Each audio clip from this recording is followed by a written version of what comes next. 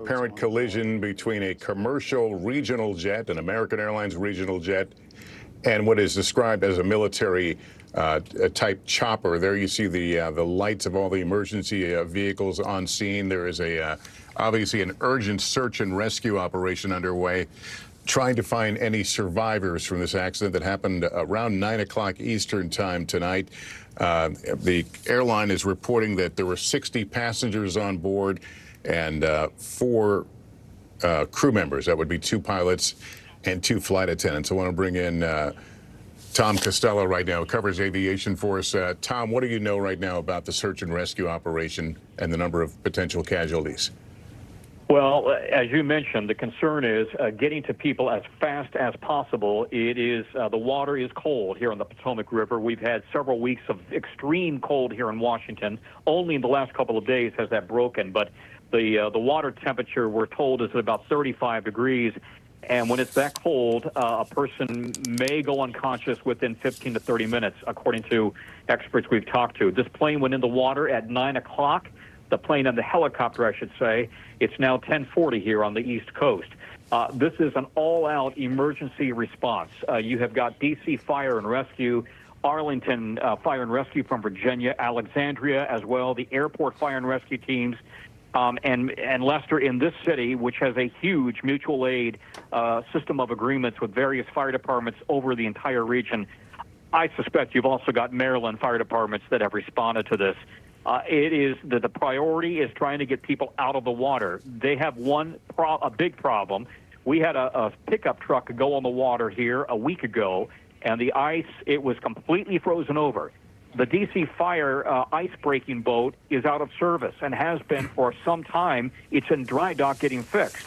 As a result, there was no icebreaker last week to break the ice open to get to that car in time. The 2 people inside died, despite the best efforts of rescuers. I'm hoping that the ice has broken up enough on the river to get these boats moving fast, but it is very cold. The water moves fast as well, and they now are dealing with not only a Black Hawk helicopter, apparently an Army helicopter, but also a small regional jet with, as you mentioned, 60 passengers, we believe, and 4 crew members.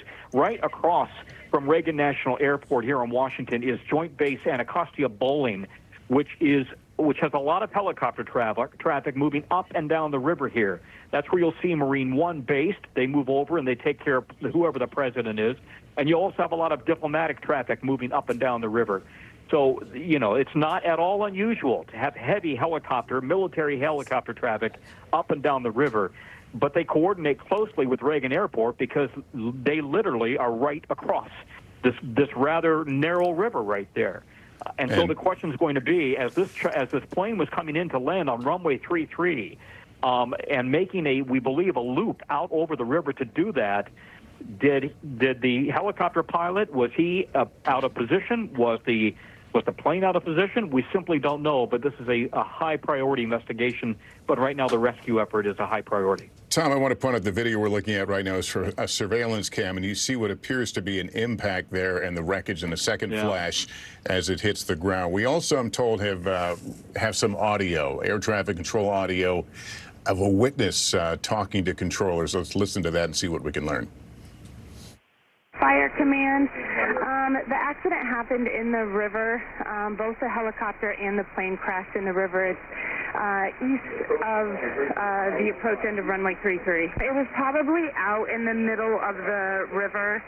I just saw a fireball and then it was just gone. So I haven't seen anything since they hit the river, but it was a CRJ and a helicopter that hit. I would say maybe a half-mile off the approach end of 33. Now, as Tom pointed out, this is controlled airspace.